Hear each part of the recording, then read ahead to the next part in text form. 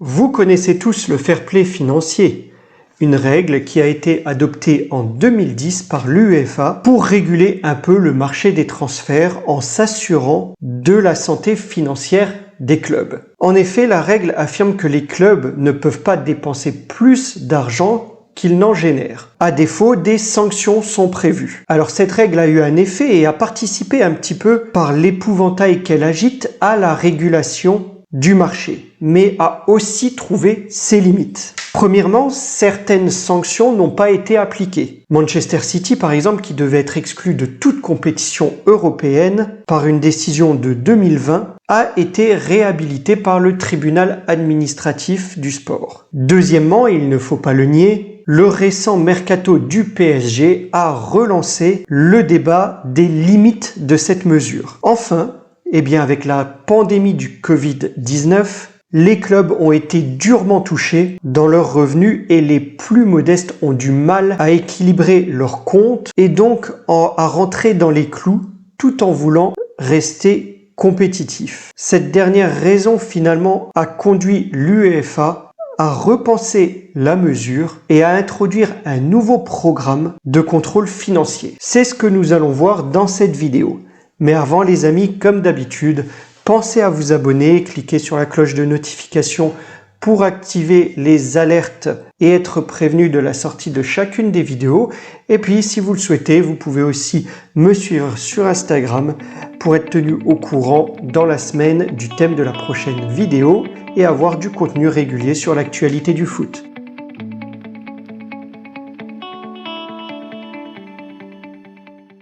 Bonjour les amis et bienvenue dans cette nouvelle vidéo. Le fair play financier est mort, ou presque. Vive le salary cap! En effet, le Covid a achevé ce système déjà mourant qui devrait bientôt être remplacé par ce plafond salarial. Nous allons voir ça en détail. Allez, installez-vous confortablement, c'est parti! En effet, comme je l'ai souligné en introduction, avec la lourde chute de leurs revenus, les clubs professionnels sont confrontés au poids des salaires de leurs joueurs et le respect du fair play financier est compliqué pour rester compétitif. Les clubs modestes doivent donc opter pour l'austérité juste pour arriver à payer les salaires et respecter ce fair play financier. L'instance européenne a donc opté pour une évolution de l'outil de régulation qu'on peut qualifier, à mon sens, mais dites-moi ce que vous en pensez en commentaire, de plus laxiste. On peut même se demander si l'idée n'a pas été soufflée par l'Association européenne des clubs, qui est présidée, pour rappel, par Nasser. Forcément, si c'est le cas, et je dis pas que ça l'est, mais si c'est le cas, c'est une idée orientée dans le sens où, pour moi, elle offre plus de liberté aux clubs les plus riches. Alors le contour reste à définir plus précisément et au moment où je tourne cette vidéo, nous en avons une esquisse mais qui reste à préciser. Le salary cap, puisque c'est son nom et qui s'inspire de ce qui se fait déjà dans les ligues nord-américaines, est un plafond de masse salariale à ne pas dépasser au risque de s'exposer à des sanctions qui semblent aujourd'hui être encadrées davantage par des pénalités financières plutôt que l'exclusion de compétitions européennes. On parle actuellement d'une limite qui se situe à des hauteurs de salaire autorisées de 70% du revenu. La sanction en cas de non-respect de ce salary cap porte aujourd'hui le nom de luxury tax, taxe de luxe en bon français. Les clubs devront alors s'acquitter de cette taxe dont le montant n'est pas totalement fixé, mais qui devrait tourner autour du pourcentage de dépassement converti en millions d'euros.